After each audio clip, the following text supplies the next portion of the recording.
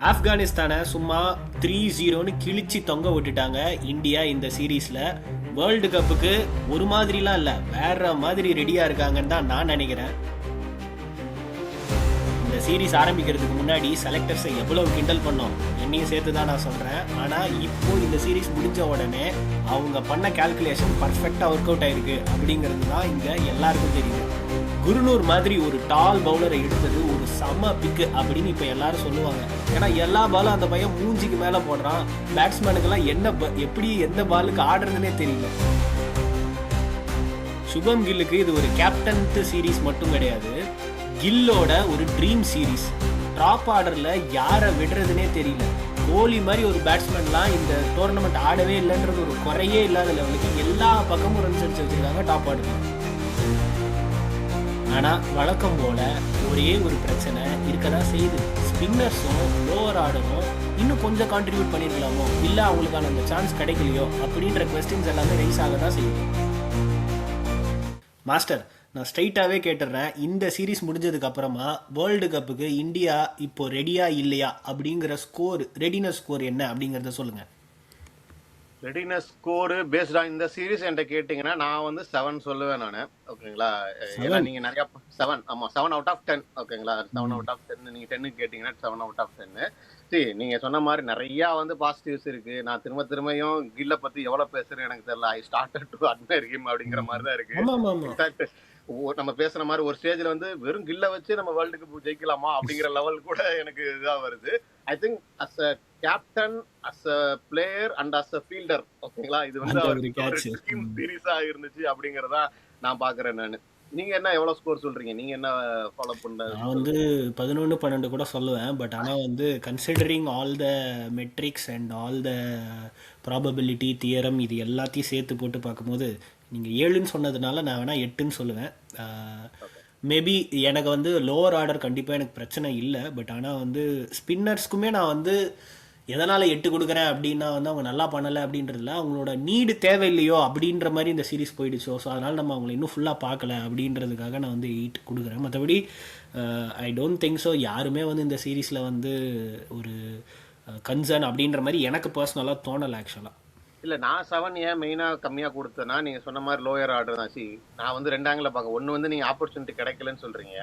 ஆனா நான் என்ன யோசிக்கிறேன்னா, இந்த டீமை வச்சுட்டு நீங்க வந்து ஒரு ஆஸ்திரேலியாவோ இல்ல இங்கிலாண்டை வந்து பீட் பண்ணிட முடியுமா? இல்ல ஒரு 300 வந்து ஒரு 350 ரன்? இல்ல மாஸ்டர், இல்ல நீங்க அந்த கொஸ்டின் எல்லாம் வந்து இந்த சீரீஸ்க்கு அட்ரஸ் பண்ண முடியாது தான். பட் ஆனா வந்து ஆப்கானிஸ்தான் சீரீஸ்ல இவங்க எடுத்து விளையாடினது ஆப்கானிஸ்தான் தான்.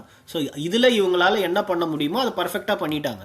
ஸோ எனக்கு அது கன்சர்னா தெரியல. It's dominating. நான் வந்து அதை வேர்ல்டு கப்புக்கு ரெடியா இருக்காங்களா அப்படின்னு பார்த்தா எனக்கு இன்னும் என்ன தோணுதுன்னா, அந்த கார்த்திக் சைஸ்டு கோல் வந்து இன்னும் இருக்கிற மாதிரி தான் எனக்கு தெரியும். அதை தான் நான் கொண்டு வரேன் கடைசியில். ஓகேங்களா, இப்ப நிதிஷ்குமார் ரெட்டிக்கு மேபி நம்ம அவரை பிளேம் பண்ணல நான். ஏன்னா அவர் வந்து இந்த மேட்ச்ல வந்து பேட்டிங்கே அவ்வளோ ஆப்பர்ச்சுனிட்டி கிடைக்கல.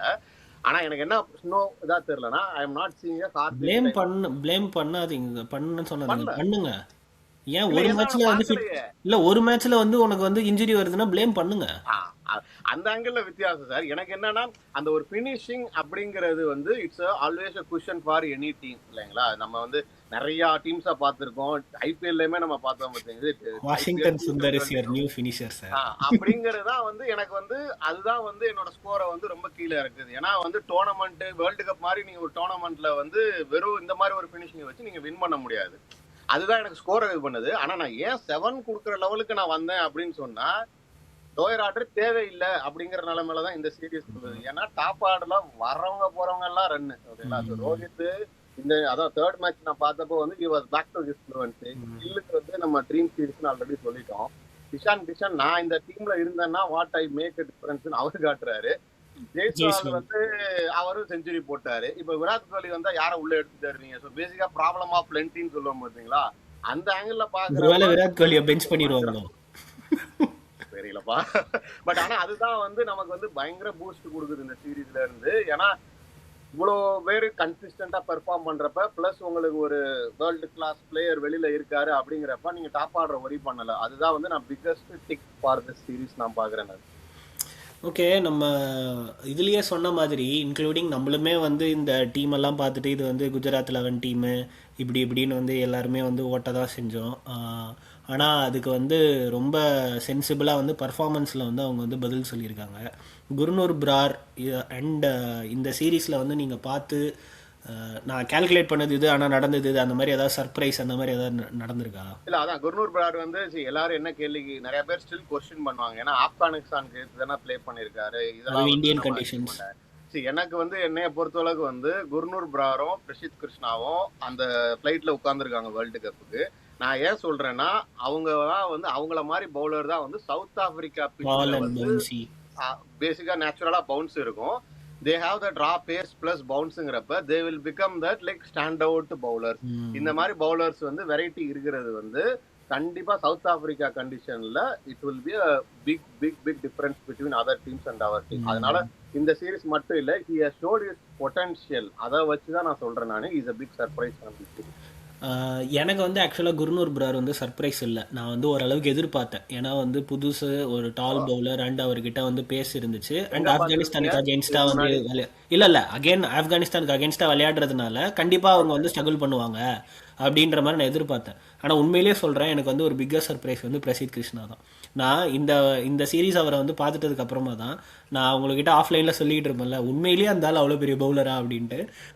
ஆக்சுவலாக வந்து என்னையே வந்து கொஸ்டின் பண்ண வச்சது. உண்மையிலேயே வந்து இதுக்கு முன்னாடி நிறைய மேட்ச் வினிங் பர்ஃபார்மன்ஸ்லாம் கொடுத்துருக்காரு. இங்கிலாண்டில் ஜெயிச்ச அந்த டெஸ்ட் சீரீஸாக இருக்கட்டும், அவர் நல்லா தான் போட்டிருக்காரு. ஹியர் அண்ட் தேர் அந்த ஆஃப் பர்ஃபார்மன்ஸ்னால அவர் வந்து பண்ண இந்த நல்ல விஷயங்கள்லாம் தெரியாமல் போச்சு. ஐ திங்க் பிரசித் கிருஷ்ணா தான் வந்து எனக்கு ஒரு பிக்கஸ்ட் சர்ப்ரைஸாக இருந்தார். நீங்கள் சொன்ன மாதிரி அவர் அந்த ஹார்ட் லென்த்தை ஹிட் பண்ணி அந்த டெஸ்ட் மேட்ச் லைன் லென்த்தை அந்த பவுன்சி ட்ராக்ல போட்டாருன்னா I think he will be one of the key player for South Africa world cup campaign. இல்ல அதுதான் நான் அந்த ஆங்கிள் தான் சொல்றேன். இப்போ உங்களுக்கு ஒரு பக்கம் ஹர்ஷ்தீப் சிங் வந்து left hander variety, he has a swing. Bumrah you have the full package. இந்த மாதிரி ஒரு வந்துருவார் சார். இவர் வந்து ஒரு தேர்டு இந்த மாதிரி ஒரு டால் பவுலர் வந்து ஒன் சேஞ்ச் வந்து ஸ்டில் இப்படி போடுறாங்க அப்படின்னு சொன்னா, ஒன் ஆஃப் திஸ் டூ வந்தாங்க அப்படின்னு சொன்னா உங்களுக்கு வந்து இதுக்கு மேல வந்து பெஸ்ட் பவுலிங் காம்பினேஷன் கிடைக்காது. ஸோ அந்த ஆங்கிள் வந்து fast bowling and also Prince யாதவுமே வந்து என்ன சொல்றது, he showed what we can do it. So அதாவது என்னன்னா பெஞ்ச் பிளஸ் வந்து அந்த பஞ்ச் ஆஃப் பிளேயர்ஸ் ப்ரிப்பேர் பண்றது வந்து ஃபாஸ்ட் பவுலிங்ல வந்து நல்லா ப்ராக்ரஸ் பண்ணிருக்காங்க இந்த சீரீஸ்ல. அப்படிதான் நான் சொல்றேன்.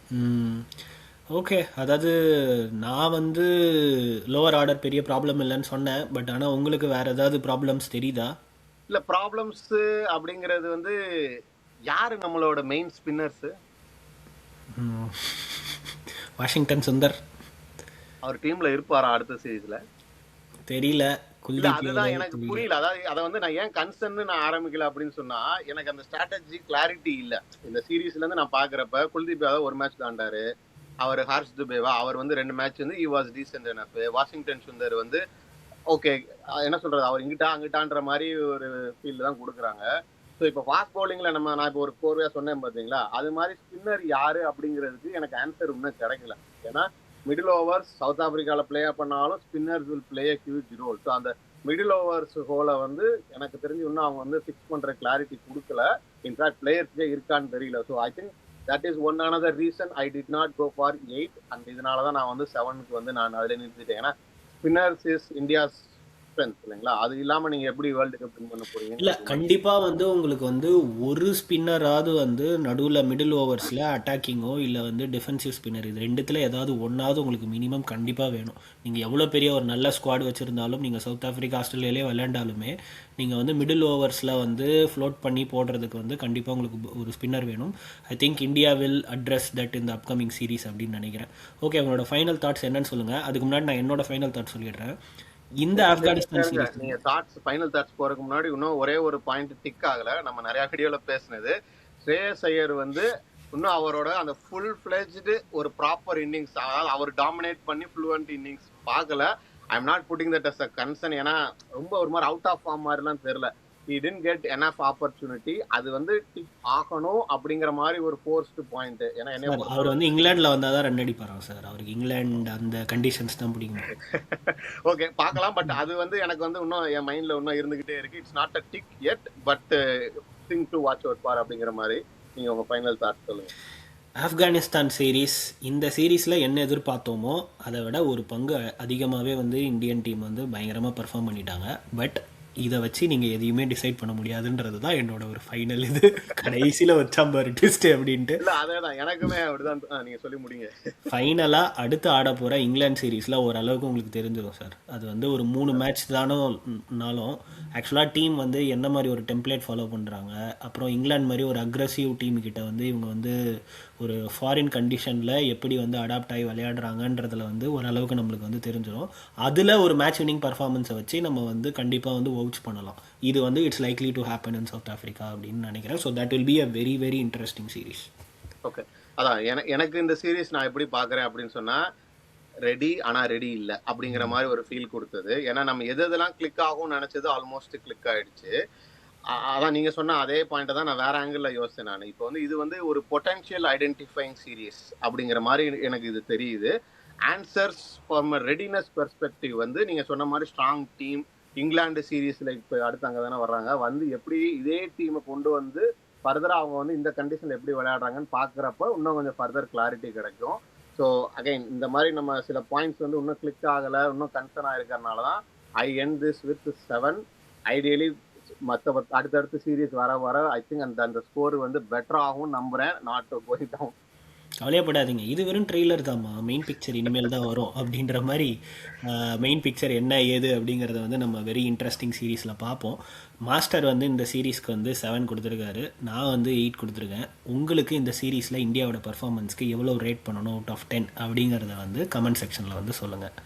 Until meet you next video, signing off Vikram And Master, thank you.